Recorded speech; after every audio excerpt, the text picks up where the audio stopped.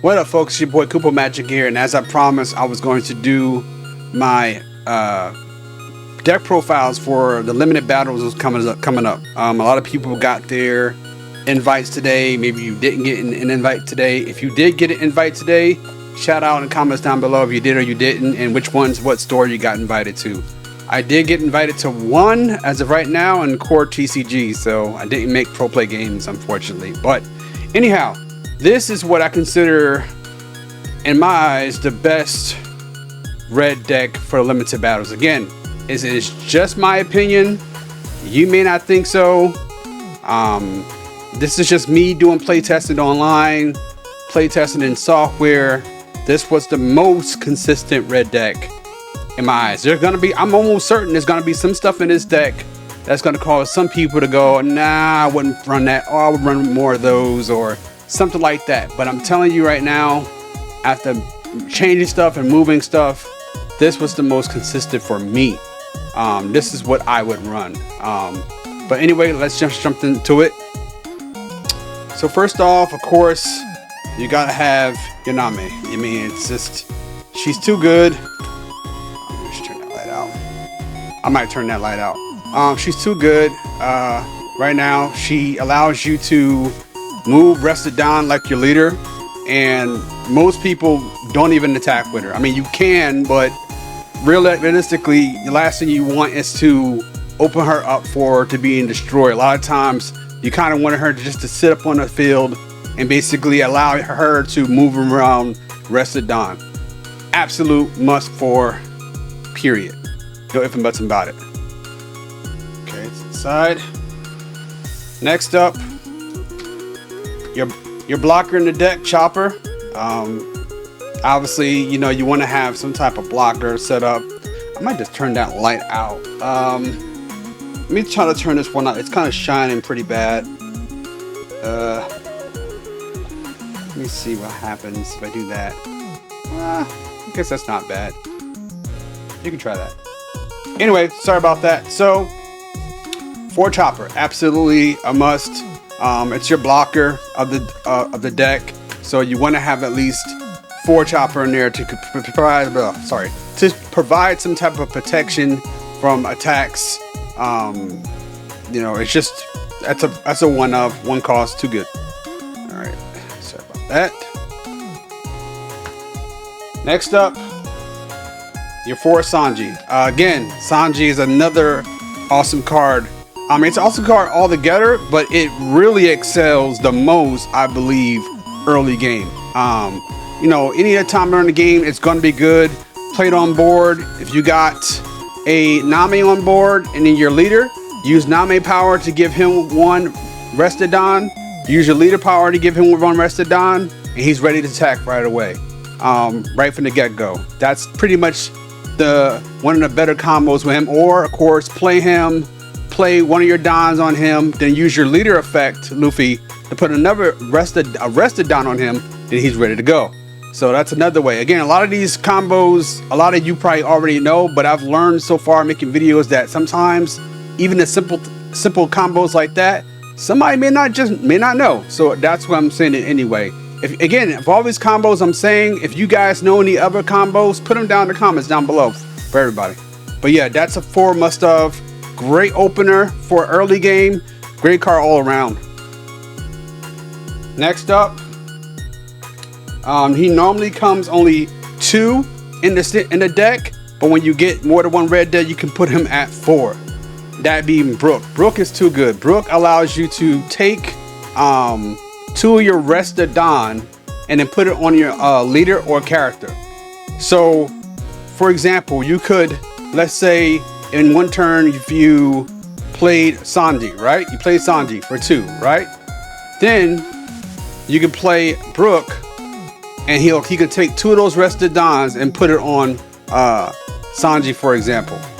Or just, you know, he basically, in a way, he's free in a way, because the fact that he's not free, nothing is free, right?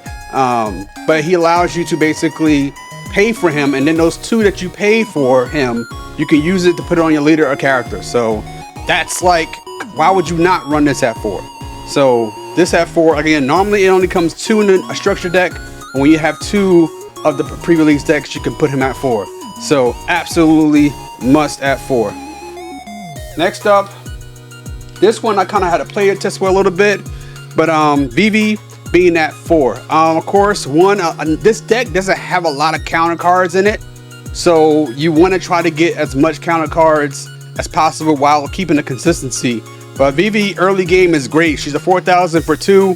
So early game, you could use something where you can use her ability and the leader ability to put 2 down on her. Now she's 6,000. So with the ability of your leader and Name, it really makes these lower cards, allows them to get buffed really easily. The power of Brooke buffed really easily. So that's a lot of times. One, you don't have a lot of counter cards in this deck, so you want more counter cards. Considering the fact that I'm not running a whole lot, I wanted to have as many counter cards as I possibly could, while also having that great low cost attack that can be built up. So she's at a 4. Next up, it's a powerhouse, Gembe. Again, a must at 4. This man is amazing. He allows you to, whenever he attacks, he allows you to give basically 1,000 to one of the characters on the board. Keep in mind, it's your leader or your characters on the board. So it's always good to. A lot of times you forget that he's on the board, so you got to be careful. Make sure he has 1 down on him, or the effect won't activate. 1 down on him, and attack with him before you attack with anybody else. So if you want, you have now choices to put that 1,000 on her or Brooke or Sanji, etc., etc. Because a lot of times, if you attack with somebody first, you might have missed out on a chance to power up that attack if you wanted to or not. So a lot of times, you don't have to, but a lot of times I try to attack with him first so I don't forget about that ability. But again, another great card. He doesn't have counter on him. Like I said, there's a lot of cards in here that do not have counters in this deck. So you have to be careful with the deck as well. But I believe when I ran it this way, it worked out pretty well. So I definitely wanted him with 4 as well. Next up, Robin. Again, the biggest thing with her is, again, another low cost high card for 3, 5,000, a beater. And then you gotta remember, of course, with the ability to move rest of Don around, she can easily turn into a 7,000 cost 3 card cost card. And on top of that, she does have counters. So again, we do not have a lot of counters in the deck, so this was worth running at 4. Next up, Zorro. So again, this is one of those things where he's a powerhouse. At 3, he's 5,000, but when he has 1 down on him, he gains an extra 1,000 power. So basically, with 1 down on him, he's 7,000. And that power up actually lasts on your opponent's turn as well. Keep that in mind. That's something that I was kind of going back and forth about, because a lot of times Don isn't really in effect unless it's on your turn, but he's kind of special. As long as the Don is on him, even on your opponent's turn, he's still 6,000 as long as 1 down is on him.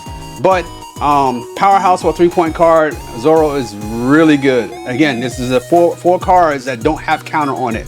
So that's one of those things that, maybe some people try to run it at 3, but no, I've had a great time running that at 4. Next up, we have, of course, Frankie. I decided to only run him at 3. Yes, he does give us more counter power, but I ran him at 4 originally, but I felt like he kind of stumped the deck sometimes when I was wanting those early plays, and I wasn't getting them because I was getting a whole bunch of these in my hand at 4, plus some other high cards, and I was like, there's got to be a way to kind of tone this down while trying to keep him in the deck so I can get that counter power. So yeah, definitely I ran him at set of 4, I run him at 3, and that's worked really well. Great power for 4 costs. Now here's the stuff where it's gonna get kind of crazy when people are gonna start going like, I don't understand why you did that. But this card is a powerhouse. I mean, if you play this red deck, you understand how great this card is. Be the fact that when you first comes out, it is rush, and as long as the 2 down is on this card, it basically no blockers can stop it. So at 5, so with 2 down, and he's already at 8,000. but coming out the door with a 6,000 rush is great. So you know, as soon as you play it, you can put some work in right away. As soon as you play it, use your leader ability, put one down on him, one rested down, maybe add in another one. Boom, he's ready to go. Either way, he's going to be a beast. But as crazy as it sounds, again, I don't have a lot of cards that have counter on in this deck. And even though he's really good, and I want to see him, 3 was the optimum for me. Like 4 was like, okay, I'm seeing him a lot, but I'm seeing him too early. It's nice to know I have one in my hand ready for when I do get 5, but I would rather have seen some of my lower cards first. So that's why I did it that way, excuse me. So definitely hit that at 3. Most people are gonna probably run him at 4, but I chose to run him at 3. Now here's the big one that I know is gonna get people talking, and I know it's gonna get people frustrated. So the promo card is nasty. I mean, it is 6 cost, but it's 7,000, and as long as you put 2 dons on this card, he gains rush.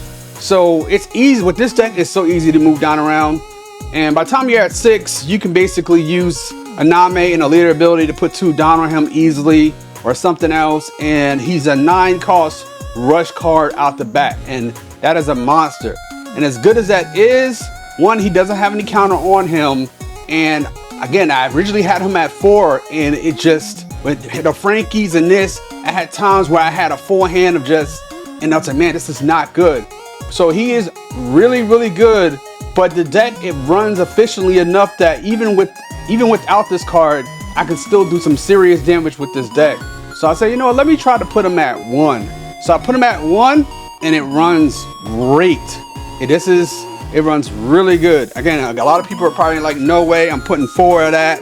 Hey, go for it, but I'm not doing it. I tested it out, and that didn't work out well for me, so maybe it might work differently for you. Maybe you just draw differently. Anyway, next up, guard point at 4. Guard point is one of your events. The trigger is nice, gain an extra 1,000, but it's so low cost for 3,000 extra power to your leader or one of your characters for such a low cost. It's great, and then you know, if you get that trigger off, that's an extra 1,000. But it's just really, it's that low cost that really pays to win. So that's definitely at 4. Of course, Gum Jet Pistol is crucial to the deck because it allows you to get rid of nasty things that are on the field. KO one of your opponent's characters with 6,000 more power, and the trigger is boom, you can just activate it right away. If I can't tell you how many times I surprised opponents and I've won games over with this card alone. So that is an absolute must at 4. Again, I have not had issues where I have multiple ones in my hand yet, so I definitely run this at 4. That's a must, Jet Pistol. And finally, of course, the Gembe app is just amazing for stopping blockers. So whenever you want to go in for that finisher, you play this, put it on someone, and allow them to attack and to finish the game so that blockers can't activate. Of course, the trigger is awesome as well. Believe it or not, most people say they probably might want it at 4. No, I run it at 3, and I feel like this is the most efficient way to get that card in and out. But folks, that is it. That is the red, I consider it my red maximum deck. This has been countless games online through Discord and countless through the software that allows it, the OP1 sim software, and it has been great for me. So this is my deck profile. Try it out. Again, you may try it out and like it, and then you may try it out and like it, but you still want to kind of slightly adjust it. Hey, go for it. That's what this is all about, right? I'm just here to kind of at least give you some type of boost. So now you have at least somewhere to start, and maybe you can make it better. If you decided to make it better, hey, I tried, hey Kupo, I tried this out. I put minus this plus this. Try this out, Kupo. Hey, let's talk. Let's talk. This is what it's about. Let's help each other out. But anyway, again, you may think, some of these things you might think is crazy, but I'm telling you, this worked out for me. So if you think otherwise, just comment down below. But take care, folks. I hope you enjoyed it. See you next time. Peace. The next deck will be the green maximum green limited battle deck. So stay tuned for that. Peace.